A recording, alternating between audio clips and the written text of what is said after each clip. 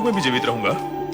हाँ राजन, भगवान विष्णु जब त्रेता युग में राम का अवतार लेंगे तब आप उनकी सहायता करेंगे और राम भक्त के रूप में आपका नाम अमर हो जाएगा।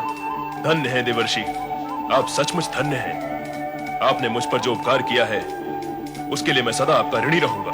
नारायण नारायण, मैं तो शिव जी का छोटा सा सेवक हूँ। उपकार तो आपको भोलेनाथ का ही मानना होगा राजन, क्योंकि उनकी इच्छा से ही आपको शिव भक्ति प्राप्त हुई है।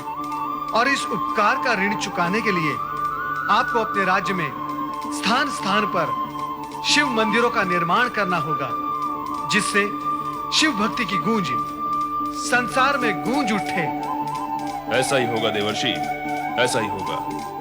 हम राज्य के कोने कोने में शिवालयों का निर्माण करवाएंगे और हर शिव पर्व पर उत्सव मनाएंगे, और ये सब भोले शंकर की कृपा से होगा।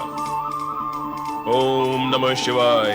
राजन, जानते हो, इसी ओम नमः शिवाय के प्रभाव से वो हिरण और हिरणी कहां पहुंच गए जिन्हें आपने प्राणदान दिया था?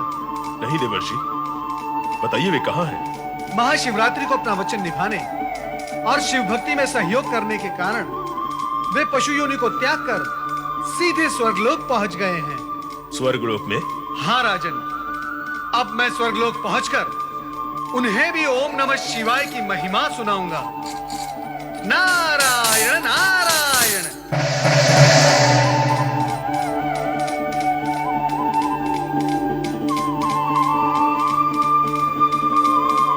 भोलेनाथ की लीला अपरंपार है। बोलो ओम नमः शिवाय, ओम नमः शिवाय।